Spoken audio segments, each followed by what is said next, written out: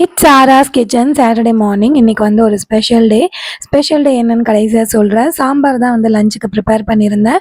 எப்பவும் போல் சாம்பார் வைக்காமல் இன்றைக்கி வந்து ஒரு கப்பு துவரம் பருப்புக்கு வந்து 1/4 கப்பு கடலைப்பருப்பு சேர்த்து நல்லா வேக வச்சுட்டு, பருப்பு வெந்ததோடவே சேர்த்து தேவையான அளவு தண்ணி ஊற்றிட்டு தக்காளி, வெங்காயம், பச்சை மிளகா, சேர்க்க வேண்டிய காய்கறி எல்லாம் சேர்த்துட்டு ஒரு டேபிள் ஸ்பூன் அளவு வந்து வத்தல் பொடி, புளி தண்ணி ஒரு லெமன் சைஸ் அளவுக்கு எடுத்திருந்தேன்.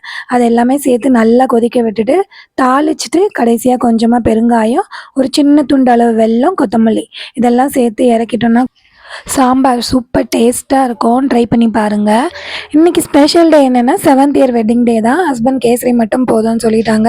அதனால் பைனாப்பிள் கேசரி தான் வந்து குக் பண்ணியிருந்தேன். இன்றைக்கி காட்ஸ் கிரேஸ் எல்லாமே வந்து நல்லா வந்திருந்தது. எதுவுமே வந்து சொதப்பல.